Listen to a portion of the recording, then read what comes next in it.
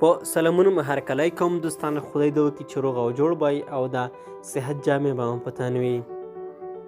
د افغانستان د شل اوریزو د لوبو درجه بندۍ قوم مقام له لاسه ورکړ.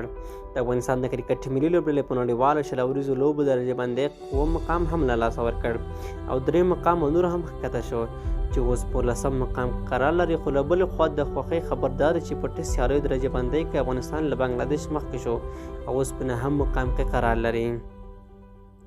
د کرکټ نړیواله شورا یا ICC درې واړه فارمټونه نوې درجه بندۍ اعلان کړ چې په دې درجه بندۍ کې په نړیوالو شل اوریزو لوبو کې د افغانستان درې مقامونه له لاسه ورکړل.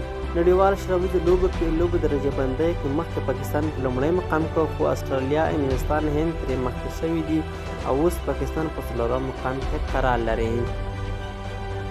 په نورو لوبډلو کې بیا سویلي افریقا په 5م، نیوزیلینډ په 6م، سریلانکا په 8م، بنګلادیش په 8م، ویسټ انډیز په 9م مقام کې قرار لري. له افغانستان وروسته بیا زیمبابوې، آیرلینډ، متحده عربي امارات، سکاټلینډ، نیپال، کینیا، نیدرلینډ، اومان، نیمیبیا، سنګاپور لوبډلې راغلي دي.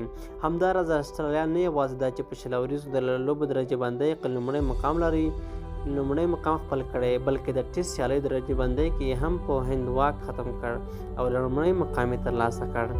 هندي لوبډلې له ډېرو کلونو راهیسې د ټیسټ لوبو لومړی مقام لرونکې لوبډله وه، خو اوس تر استرالیا لومړی او نیوزیلینډ 2م مقام ترلاسه کړ او هند 3م مقام ته لاړه. د افغانستان د ټیسټ سیالیو درجه بندۍ کې پرمختګ کړی او تر بنګلادیش مخکې شوی دی. افغانستان اوس په دې لړۍ کې په 9م مقام کې قرار لري.